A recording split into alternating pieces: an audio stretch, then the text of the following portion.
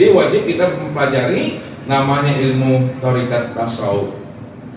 Orang yang telah bersih hatinya, orang yang telah bersih jiwanya, maka disebutlah namanya orang yang sufi. Disitulah letaknya, ya, kita dianjurkan, ya, berzikir itu dengan membaca kalimat subhanallah.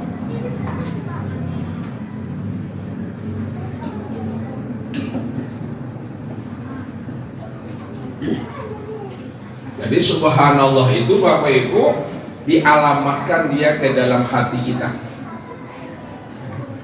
Kenapa subhanallah itu dialamatkan ke dalam hati? Maka di dalam hati itulah tempat memandangnya sifat kamalullah. Sifat kamalullah apa artinya tuh? Hah? Kamal.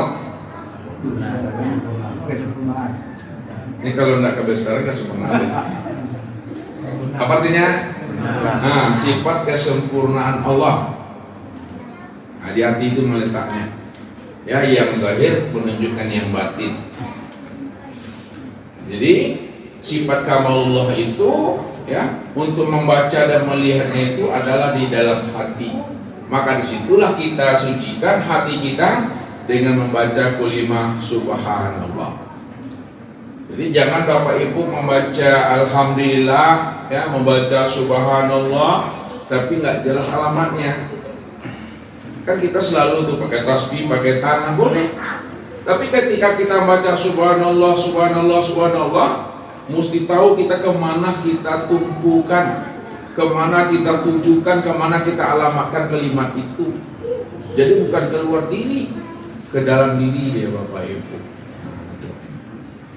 Jadi kalau alhamdulillah pada tubuh, subhanallah itu pada hati, memandangnya. Kemudian yang ketiga, ilmu Islam yang wajib kita tuntut dan kita pelajari Bapak Ibu. Ini disebut namanya ilmu hakikat tauhid.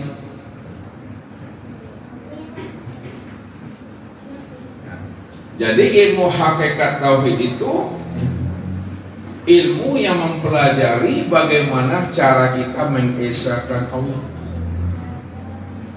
bagaimana kita mengesahkan zatnya Allah, bagaimana kita mengesahkan sifatnya Allah, bagaimana kita mengesahkan asma dan af'alnya Allah. Maka pelajarilah ilmu tauhid. Jadi tidak ada lagi yang terpandang pada alam dan pada diri kita ini, melainkan yang terpandang pada alam dan pada diri kita itu tidak lain adalah zat Allah, sifat Allah, asma dan af'alnya Allah. Jadi kalau kita tidak bisa memandang akan kewujudan dan keesaan Allah Bapak Ibu pada alam dan pada diri, maka disitulah yang disebut namanya wujudu kazanbun, adanya rasa dirimu yang memandang, mendengar dan berkata itu adalah dosa. Ya. Kenapa? Karena kita tidak mampu memandang Allahnya pada segala sesuatu, baik pada diri maupun pada sesuatu yang di luar diri. Ini yang diingatkan oleh Nabi. Man nazara ila sayyidin ma lam yarallaha bihi fahuwa batil. Barang siapa yang bisa memandang, ya, kepada sesuatu lalu dia tidak mampu jiwanya memandang Allah pada sesuatu, itu disebut pandangan yang berdosa, ya, penglihatan yang berdosa. Kalaulah dikatakan pandangan dan penglihatan berdosa, berapa usia kita Bapak Ibu lamanya hidup di alam dunia ini? Selama usia kita itu pula lah kita ini bergelimang dalam keadaan dosa dan maksiat kepada Allah. Ini yang mesti dipahami. Jadi betul-betul kita wajib mempelajari, menuntut namanya ilmu hakikat tauhid. Jadi orang yang telah mampu memahami ilmu hakikat tauhid, maka orangnya itu disebut namanya sebagai orang ahli, namanya adalah ahli tahqiq. Ahli tahqiq namanya.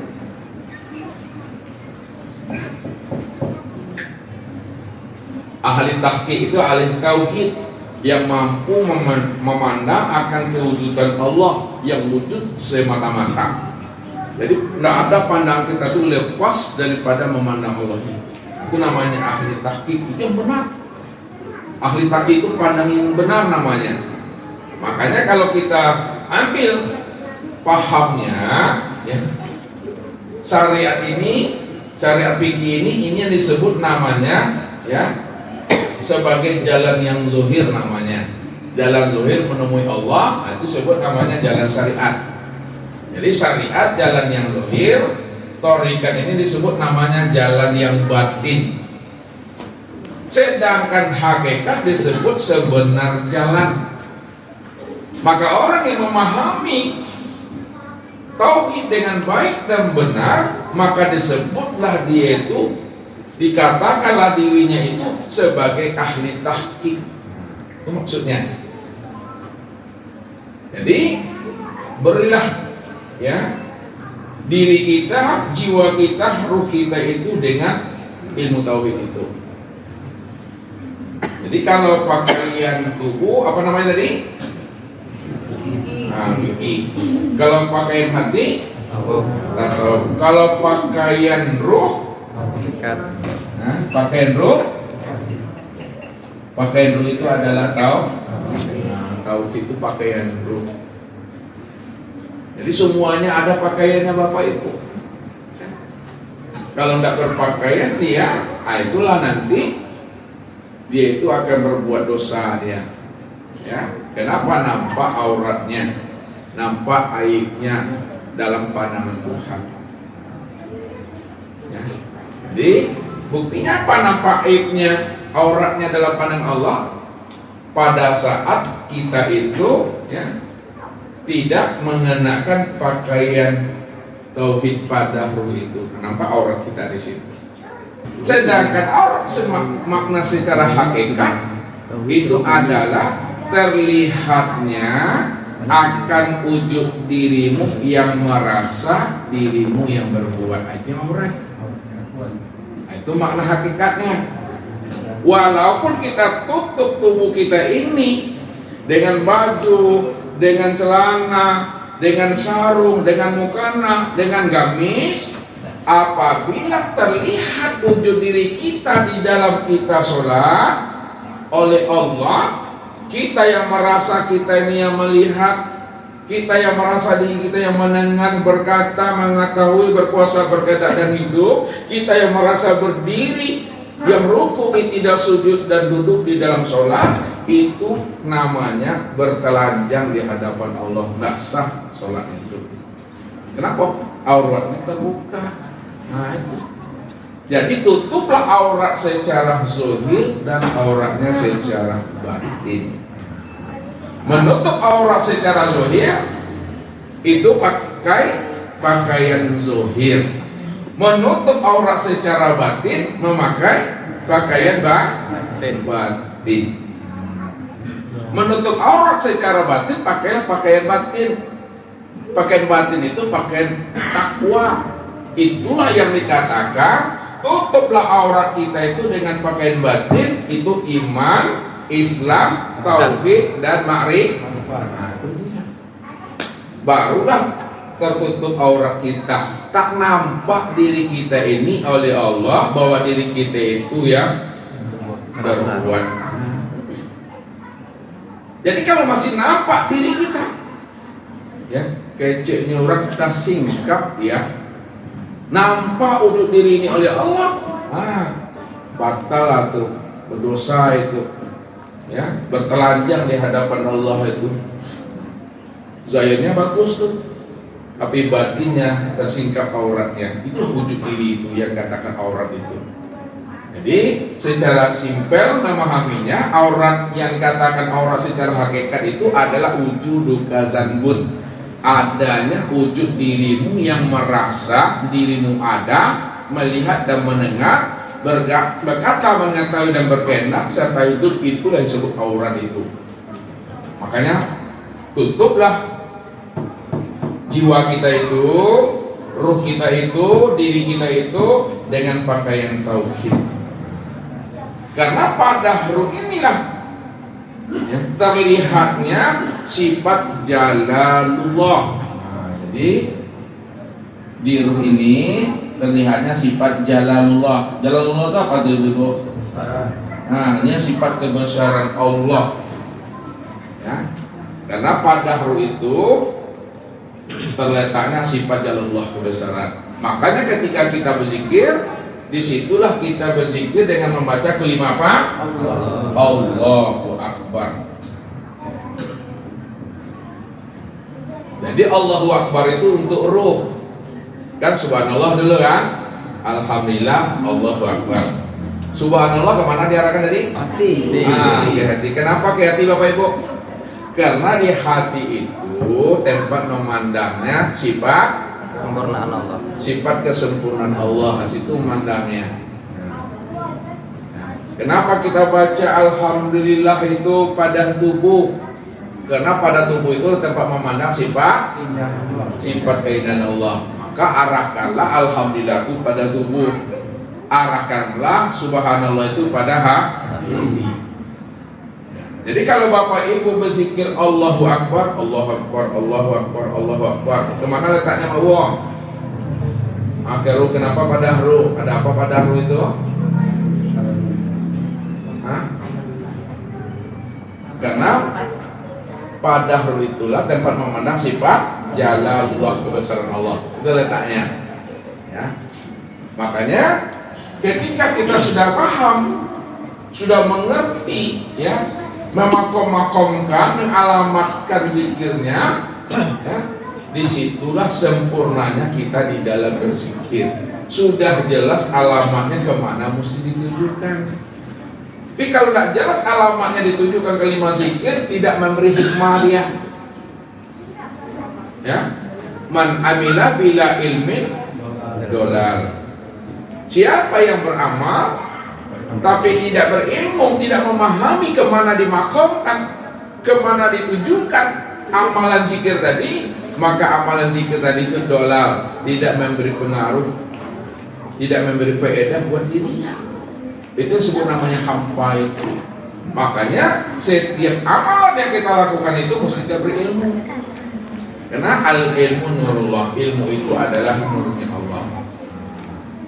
Jadi kalau kita ingin mendapatkan nurnya Allah, ilmunya Allah, maka beradablah kita. Al-adab fauqal ilmi. Adab itu lebih tinggi daripada ilmu. Beradab kepada Allah, karena Allah itulah yang maha ilmu. Allah itulah sumber ilmu, Allah itu inti ilmu, Allah itu yang punya ilmu. Maka beradablah kepada Allah. Ini yang diajarkan Allah kepada Nabi, Nabi menyampaikan kepada kita. Apa kata Nabi? Adabani Rabbi fa'asani ta'libi.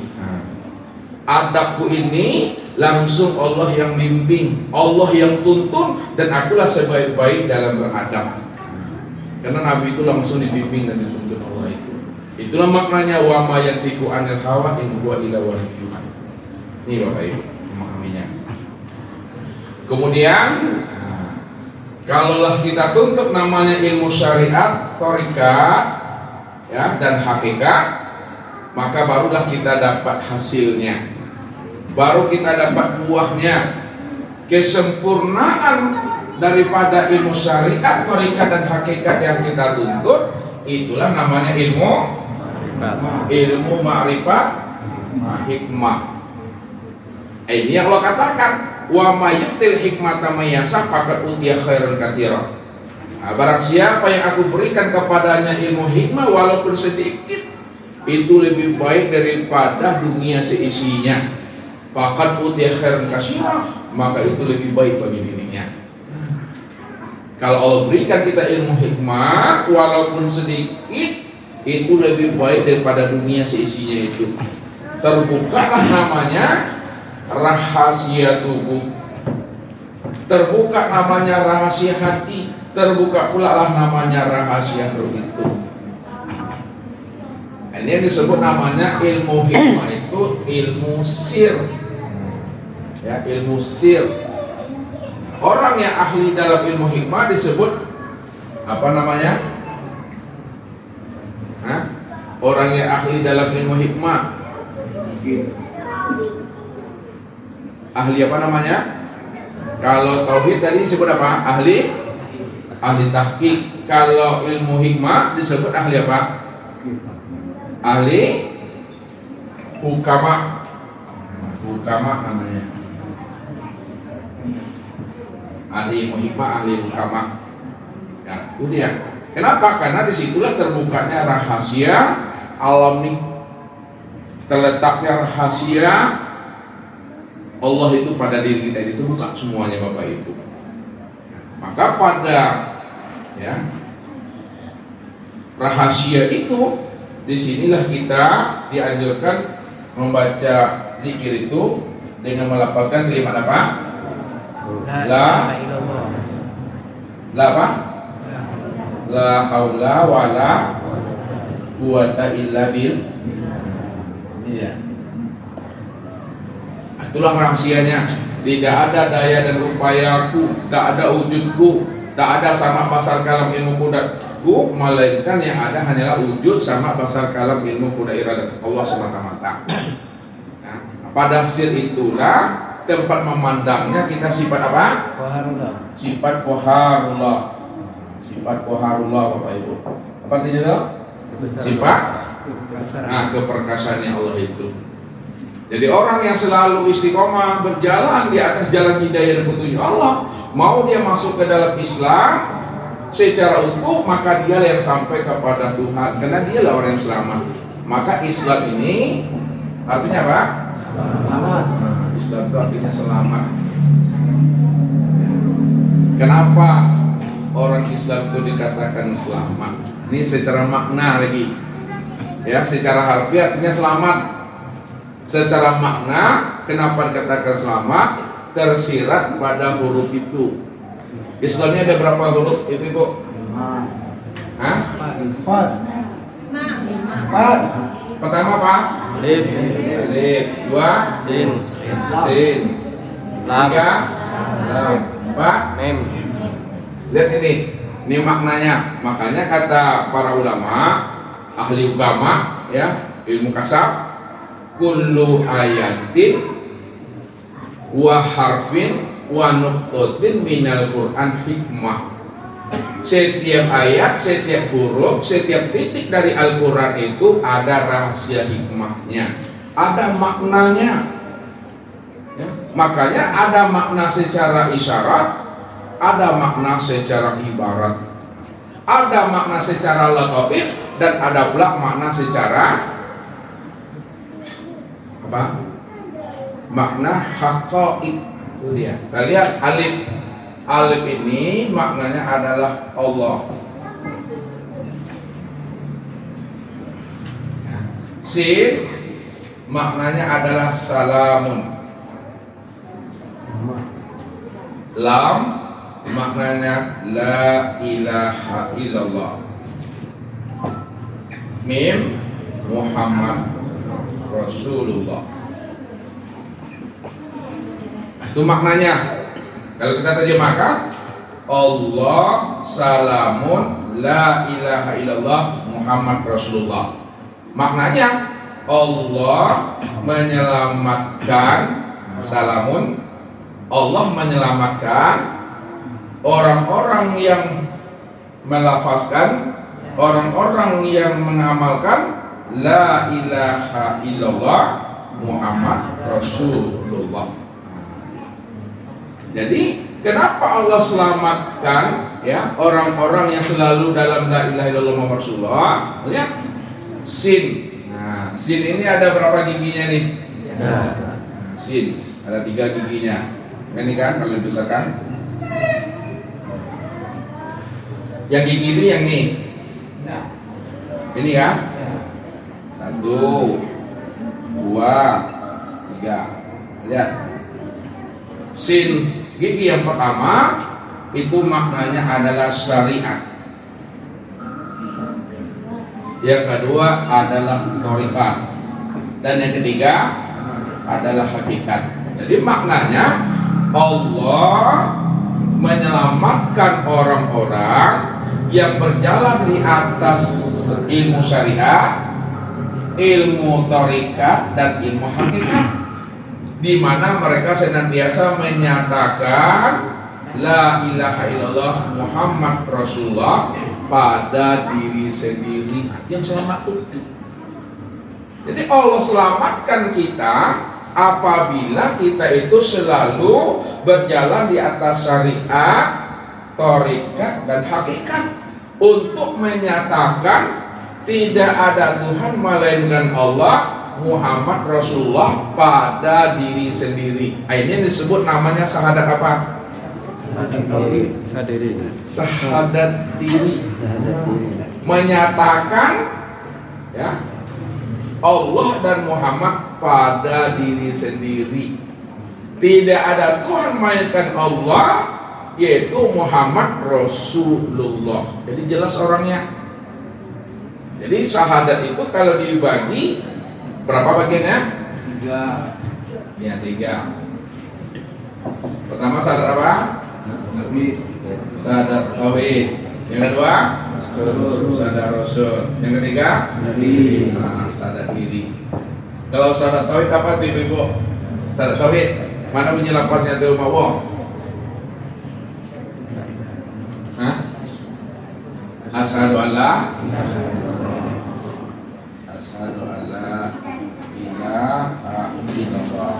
Syahadat tauhid namanya nih. Syahadat Rasul lapasnya wa asyhadu anna Muhammad Rasulullah. Ini dia. Kalau syahadat diri, lapasnya apa tuh Ebit? Masih ingat? Syahadat diri, apa bunyi lapasnya? La mawjud illallah. Siapa yang ngomong deh? Oh, Pak? La mawjud illallah. Apa artinya tuh? Tidak ada yang wujud melainkan Allah. Itu cukup di dalam hati. Ya, cukup di dalam diri, tak boleh disebut-sebut. Ya. Terus ada diri. Ini mesti sempurna Bapak Ibu. Itu yang disebut namanya Islam. Makanya orang-orang yang bisa berserah diri kepada Allah, masuk ke dalam Islam secara utuh, itu adalah orang yang beriman tadi, orang yang mengenal Tuhan. Nah, kalau dia tidak mengenal Tuhan, ragu lihat cara menyerahkan dirinya kepada Allah. Kenapa? Karena dia tidak kenal. Inilah kalau hidup kita ini ingin mendapatkan barokah, hidup kita ingin mendapatkan namanya rahmat. Nah, tetaplah kita berada dalam keadaan iman. Tetaplah kita selalu istiqomah berjalan di atas syariat, fikih, thariqat tasawuf dan hakikat tauhid. Barulah kita sampai kepada ilmu ma'rifat hikmah. Ilmu ma'rifat hikmah inilah yang mempertemukan kita kepada Allah Subhanahu wa taala. Jadi untuk bertemunya Allah tidak jauh Bapak Ibu. Setelah kita memahami dan mengenal namanya syahadat diri, rupanya pada diri sendiri. Ini yang dimaksud oleh Rasul. Man talabal maula bi ghairi nafsi faqad kafara. Barang siapa ingin mencari Tuhan keluar daripada dirinya, maka selama-lamanya tidak pernah dia menemuinya. Faqad kafara. Kafara itu artinya tertutup. Tertutup hatinya untuk mengenal dan melihat Allah pada diri sendiri. Padahal Allah itu ya betul-betul sudah nyata, zohir ya, dari segala yang wujud dan segala yang nyata. Allah lah segala yang nyata, Allah lah segala yang zohir dan sekalian alam ini Bapak Ibu. Itu pada diri sendiri memacanya. Mungkin itu saja Bapak Ibu yang dimuliakan Allah, karena waktu kita masih banyak lagi. Ya, untuk mempersingkat waktu ya, kita minta muzakarah satu saja dari Bapak dan satu daripada Ibu. Silakan. Assalamualaikum warahmatullahi wabarakatuh.